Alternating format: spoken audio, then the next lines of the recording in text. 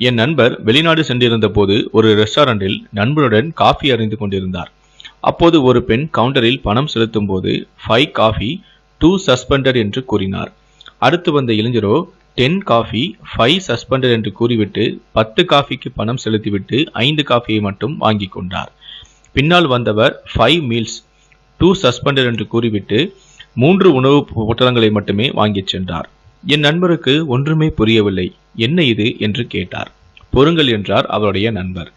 சிறிது நேரம் கழித்து ஒரு முதியவர் கிழிந்த ஆடைகளோடு கவுண்டரை நெருங்கினார். எனி சஸ்பெண்டட் காஃபி என்று கேட்டார். கவுண்டரில் இருந்த பெண் எஸ் என்று கூறிவிட்டு சூடான ஒரு கப் காஃபியை அந்த முதியவருக்கு கொடுத்தார். என் நண்பருக்கு மெய் சிலிர்த்தது. என்ன ஒரு மனிதநேயம்! வறுமை கோட்டில் உள்ள முகம் தெரியாதவர்களுக்கு செய்யப்படும் ஒரு நேர்மையான உதவி. இன்னும் ஒரு சிறப்பு என்னவென்றால் இந்த பழக்கம் நேபாள் நாட்டிலிருந்து உலகம் முழுவதும் பரவி கொண்டிருக்கிறது. பிற துன்பம் கண்டு மனம் கசிவோர் எல்லாமே தெய்வமே. நாமும் ஏன் இதை பின்பற்றக்கூடாது? இதை கேள்விப்பட்டவுடன் எனக்கு நேற்று ஒரு யோசனையும் வந்தது. இதையே நான் இருக்கும் சேலத்தில் இந்த பழக்கத்தை கொண்டு வரக்கூடாது என்று. நேற்று மதியம் என் அம்மாவின் கண் அறுவை சிகிச்சை முடிய நான் இன்று மதியத்திற்குள் நான் அடிக்கடி செல்லும் அறிமுகமான தேநீர் கடைகளில் அமர்ந்து கல்லாவில் இருந்தவர்களிடமும் அக்கடை முதலாளிகளிடமும் பேசி இந்த சஸ்பெண்டட் காஃபியை பற்றி விளக்கினேன். சஸ்பெண்டட் காஃபி என்றால் இந்த காஃபியை நீங்கள் யாருக்கு வேணுமானாலும் கொடுக்கலாம், யாராக வேணாலும் இருக்கலாம். அந்த முகம் தெரியாத நபருக்கு நான் பணம் செலுத்துவேன், நீங்கள் அவருக்கு உதவ வேண்டும். இதுதான் சஸ்பெண்டட் காஃபி என்று நான் விளக்கினேன்.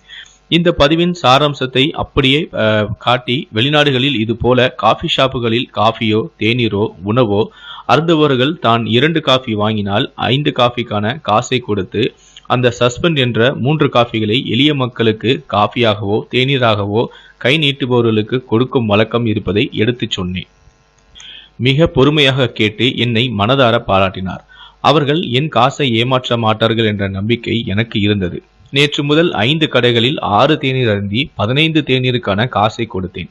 மிக கண்ணியமாக வழக்கமாக வரும் வாடிக்கையாளர்களிடம் யாரையும் வற்புறுத்தாமல் இதை பற்றி செய்து வேண்டுகோளும் வைத்தேன். நிச்சயமாக செய்வதாக உறுதி அளித்தவர்கள் என் அலைபேசி எண்ணையும் வாங்கி கொண்டு நேற்று மாலையும் இன்று காலையும் எனக்கு தொலைபேசியில் தொடர்பு கொண்டு நான் கொடுத்த காசுக்கான தேநீரை எளிய மக்களுக்கு கொடுத்ததாகவும் சொன்னார்கள். இதை நான் தொடர்வேனா?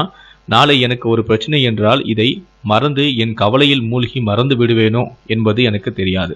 அனைவருக்கும் அள்ளி கொடுக்க நான் ஒன்றும் கோடீஸ்வரனும் கிடையாது. ஆனால் கிள்ளி கொடுக்க முடியும் என்னால். இப்போது ஒரு தீக்குச்சியை தான் நான் பற்ற வைத்திருக்கிறேன். இது தொடருமா என்று எனக்கு தெரியாது.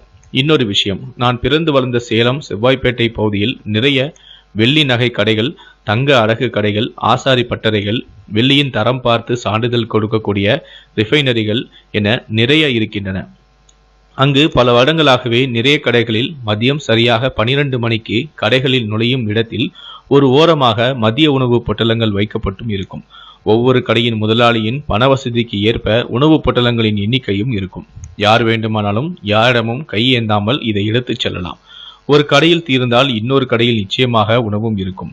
இந்த கடைகளின் முதலாளிகள் பல்வேறு மொழி, இனம், மதம் என வேறுபாடு இல்லாமல் ஒரு தார்மீகமான செயலாகவே இதை செய்கிறார்கள். இது சேலம் வாழ் நண்பர்களுக்கு தெரிந்த விஷயம்தான். இப்போது என் வேண்டுகோள் என்னவென்றால், ஃபேஸ்புக், வாட்ஸ்அப் நண்பர்கள் ஏதாவது கடை வைத்து வியாபாரம் செய்து கொண்டிருந்தால் மதியம் ஒரு 5 உணவு பொட்டலங்களை மனம் இருந்தால் சேலம் வாழ் மக்களைப் போல இல்லாதவர்களுக்கு கொடுங்கள். அதே போல தேநீர் கடை, சிறிய அளவிலான உணவு விடுதி வைத்திருப்பவர்கள் தன் கடைக்கு வரும் மிக தெரிந்த வாடிக்கையாளர்களிடமும் முதலில் சொன்ன சஸ்பெண்டட் விஷயத்தை சொல்லி ஒற்றை தேநீருக்கான காசை வாங்கி இல்லாதவர்களுக்கு கொடுங்கள். அதுபோல என் ஃபேஸ்புக், வாட்ஸ்அப் நண்பர்கள் என் மீது கொள்ளை மரியாதை கொண்டவர்கள் முடிந்தால் உங்கள் ஊரில் இருக்கும் தேநீர் கடையோ உணவு விடுதியோ அங்கு சஸ்பெண்டட் காஃபியை பற்றியும் காசை கொடுத்து அதை கடைக்காரர் உரிமையாளரிடம் இதை பற்றியும் விளக்குங்கள். நிறைய பேர் மற்றவர்களுக்கு தெரிவிக்காமல் விளம்பரம் இல்லாமல் எளிய மக்களுக்கு உதவுவதும் எனக்கு தெரியும்.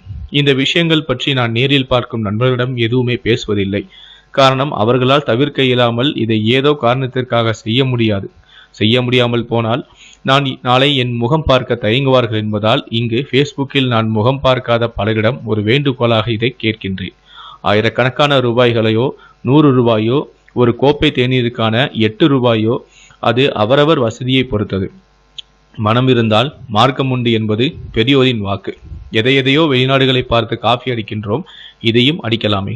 இதில் யார் யாரையும் ஒருங்கிணைக்க தேவையில்லை. யாரும் யாரிடமும் காசு பரிமாற்றம் செய்ய சிக்கல்களும் இல்லை. அவரவர் ஊர், அவரவர் மக்களுக்கு அது சேலமோ, சென்னையோ, திருச்சியோ, மதுரையோ, தூத்துக்குடியோ, கன்னியாகுமரியோ எந்த ஊராக வேண்டுமானாலும் இருக்கட்டும். அந்த ஊரில் இருக்கும் என் நண்பர்கள் இதை செய்தால் நான் மகிழ்வேன் என்பதுதான் இதில் நீங்கள் பார்க்க வேண்டிய விஷயம். இரவு நான் எதையோ சாதித்திட்டேன் என்ற பெருமிதம் உங்களுக்குள் பொங்க ஒரு நிம்மதியான உறக்கம் நிச்சயமாக உங்களுக்கும் வரும். நான் தொடங்கி வைக்கின்றேன் இதை. நேரமும் கொஞ்சம் பணமும் இதற்காக ஒதுக்கும் நண்பர்கள் இதை செய்யலாம்.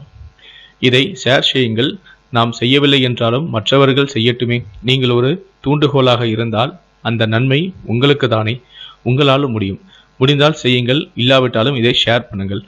மேலும் இது போல பல வீடியோக்கள் பார்க்கணும்னு நினைச்சீங்கன்னா மறக்காம நீங்க சப்ஸ்கிரைப் பண்ணுங்க. கூடவே அந்த பெல் சிம்பிளை மறக்காம கிளிக் பண்ணுங்க. Facebookல பார்க்கணும்னு நினைச்சீங்கன்னா அந்த பேஜை லைக் பண்ணுங்க, ஃபாலோ பண்ணுங்க. நன்றி, வணக்கம்.